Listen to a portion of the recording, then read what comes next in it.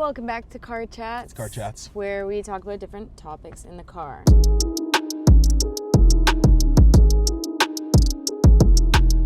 Today, we're going to start off our topic with a video. I don't know what that video Dan this hasn't is. seen yet. And I'm nervous. It's a video of a breakup Oh. from Love is Blind, reality TV show, that I want you to see, Daniel. And I want everyone to see it because I think we can have some good conversations around the way this breakup happened. Do you watch that show? I dabble in that show. When do you Sometimes. have time to do that?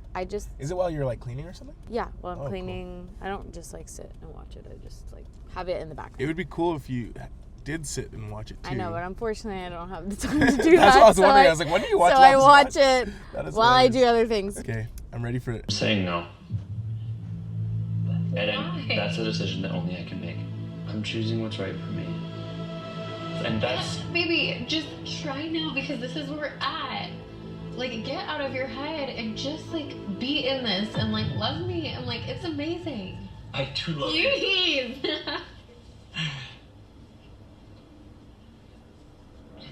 How long do you want to drag this out for?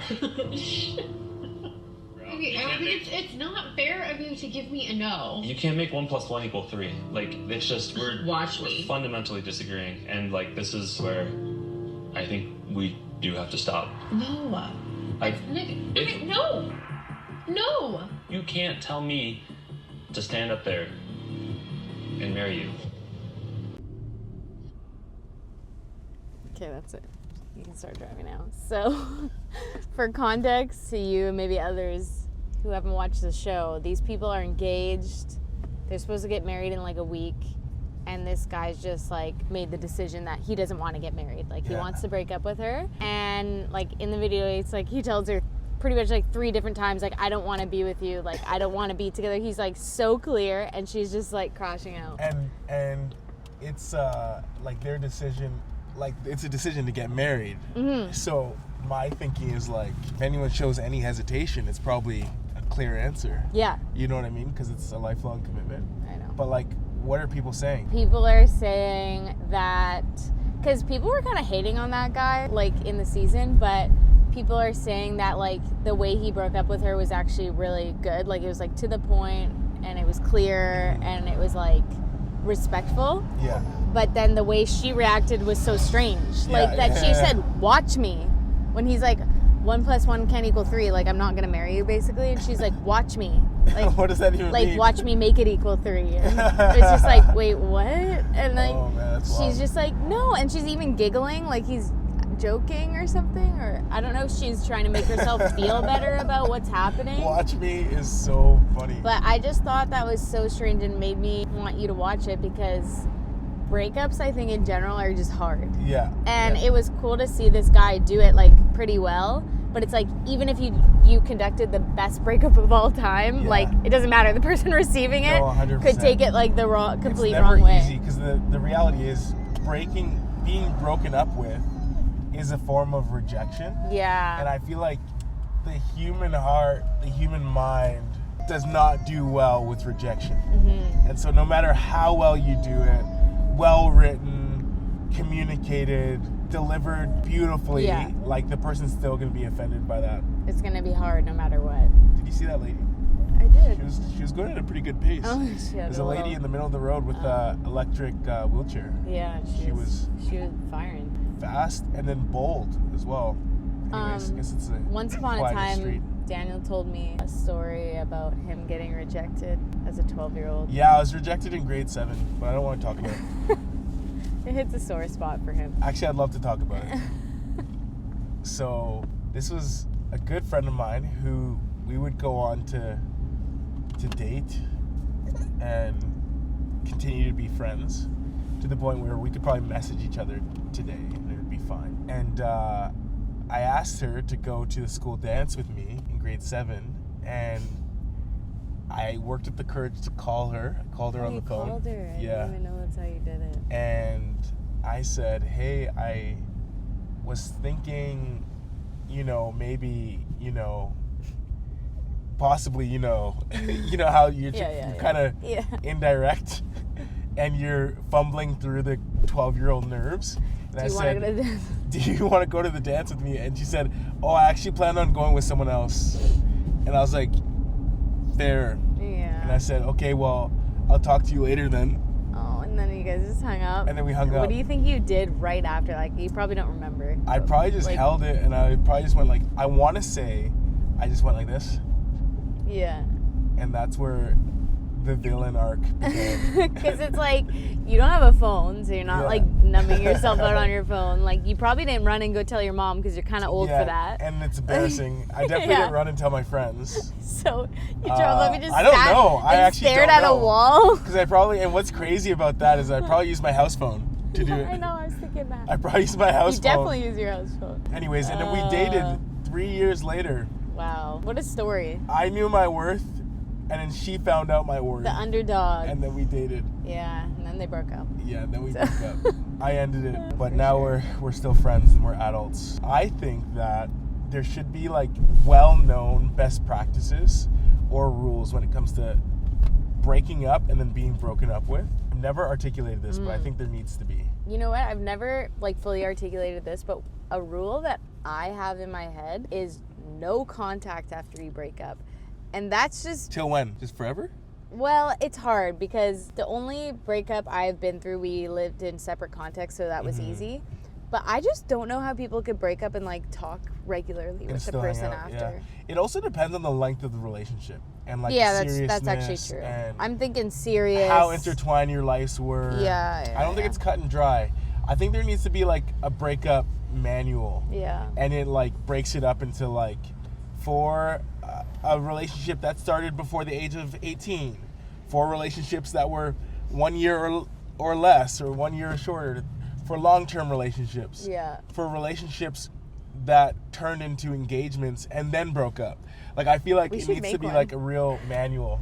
Comment below if you think we should make one of these manuals, a breakup manual, because there's so many situations that need to be like nuanced out and like explained. Yeah. And like, I always, the breakups that are sometimes the hardest is when there's nothing really wrong with the person, but you know you just shouldn't be together. But you know it's not long term. Yeah, so like, totally. How do you break up with that person? Because they're gonna want to know what happened and what's wrong. You literally like have to say to them like, oh, sorry, like you're not good enough. Like it just like sucks. I think we should talk about 2 rules we have, or maybe it's like 1 rule each for being the person that is breaking up, and then 1 rule for being broken up with. Okay. I know you already shared one. So 1 rule for breaking up is I think this one's known. So maybe I'll say 2 because this one's known, but I think it should be in person. Yeah. Like 1 accommodation is if you're really long distance. Yeah, like then flight. Then I think the next alternative is video call. So I don't think just phone call or just text should ever be okay. Yeah. What do you think about that? I don't know. Sometimes I'm like, I wonder if the length of relationship plays into it, that a phone call could maybe suffice for people who are together for like a couple months. If you break up in person, plan your exit route. Like, don't plan to drive with them on the way home, or don't go on a long walk and then have to walk all the way home with them back. Stuff like that. Think through those things. 1 rule I have for a long-term relationship, so I mean longer than a year, where you have a relationship with family members and you're in family photos and all that stuff. You have relationship. You're deep in there. You have a relationship with siblings. You've gone golfing with parents and gone to salons with moms and all that stuff. Like, I think if you break up with the person, you have to say something of closure to the family. Yeah, you can't just leave that. You can't just like pretend that relationship didn't happen. Those relationships didn't get developed and so on and so forth. Yeah. That's a good tip. What are yours? For the person breaking up, I think there's this like desire sometimes in breakups for like physical affection because you want to be comforted by the person that's breaking up with you. Yeah. So the person that is doing the breaking up, you gotta stay strong. And no kissing, maybe a hug. I would say a hug is okay. Don't make it confusing for them, you know? Like, I would say be pretty like, just don't do physical affection. Yeah. You're struggling. My next rule, thank you. I guess what we that's should turn a different direction because you can't even see us anymore. My next rule is for the person being broken up with. When you're broken up with, you can't say a bunch of things about the person that are demeaning or break them down or almost like communicate that you don't think highly of them, because you have to be someone who thinks highly of them because you dated them. Yeah. And so I think there should be almost like obviously a healthy degree of ranting or processing that almost like is cathartic and helps you feel like your piece was said. But you can't just go on a rampage of tearing this person down and almost like defaming them, because it's not helpful. And especially because in relationships, there's almost like a cone of safety, in the sense that, of course, the person you're dating for 3 years or 2 years or whatever knows the worst parts about you. So you can't. I don't think you can just go ahead and be like, "Oh, this person's the worst person ever. Do you know what they told me that one day? Or do you know what they do when they're so stressed? unfair. Or do you know what they do when they're angry?" It's like, of course, if it is abusive or it crosses a line or belittles you, you have to like have safe spaces to be able to process that. But I don't think you should be able to just pretend that you never dated them and just almost like smear their name because you broke up. I think there should be still almost like a statute of limitations or something like that for how you can talk about them and for how long after. Again, this would be outlined in our manual. In our manual that is coming soon. Okay, my rule would be like applying to the moment you break up.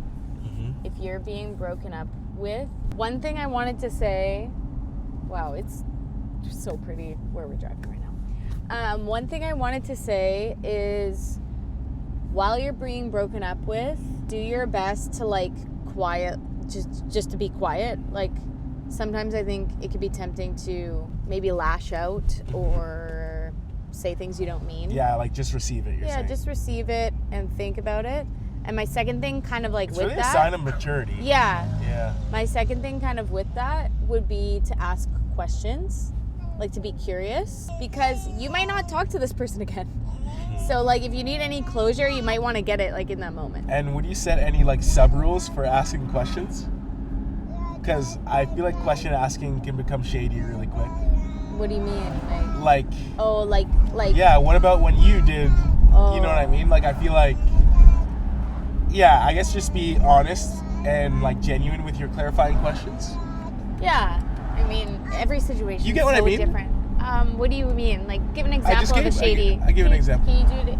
Like you gave an accusation. I don't know. Like if that was a question. so that's what I'm saying. Like okay. I feel like people could ask questions in a way that is like more defensive. Okay. Or did you not see how I? Oh, okay, yeah. You know what I mean? Like that's not a question. I would say questions that you're unsure of about the situation. Like, is there anything we could work on to work this out? Mm-hmm. I feel like that's a question people have sometimes. Yeah. Like, oh, I want to work this out and see if there is hope. Mm-hmm. If you're curious, maybe they're ending the relationship for someone else. You could ask the question there. You know, if you want to, be like, is it because of this person? Oh, interesting. Do you think that's a fair question to ask? I think if you genuinely have had suspicions, and that happens, like people break up to be with someone else. Yeah. And I mean it's kind of a sticky situation, but I think we would have a lot of fun discussions in Make Your Manual. I know we would. Because maybe it's alright. Like maybe not ask that question, but I'm just saying, like, if you have questions on the table, you should probably ask them. I'm just saying, maybe one thing I would say is only ask questions if you're prepared for the worst possible answer. The thing is, ask your questions, but they might hurt. The answers might hurt. So maybe don't ask any questions. For me, I feel like I'm the type of person, I don't need to know. The relationship's over, I get it. I'm moving on. You know what I mean? Like, I mean, I'm going through my process, but I don't need to know every detail. Mm-hmm. But some people like can't move on until they know these things. I don't know. Another good question to ask when you're being broken up with is, say it's like a number of things you've done wrong. It's like, okay, in the event that I did improve in every area of these between now and, I don't know, say it's January, between now and May 31st or whatever. Yeah. Do you see a world where we could still work out. Mm. Because that might, one, unearth like the fact that there was no way you would work long term, or it would reveal the fact that there is a potential for you guys either getting back together or keeping the relationship going. But yeah, I think I would say, like, if you value this relationship, try to fight for it. Yeah. And see if there's any like opportunity. You guys need to see how, like, are we in Magic Land? Slow down, Daniel. Look at, We're in like a fall. This is like fall Narnia. Utopia. Like, wow. Where even are we? Okay, that concludes our car chats for today. We are going for a little walk, so maybe I'll put some That was too early. footage of Too that early. at the end. Okay, Daniel, do the transition.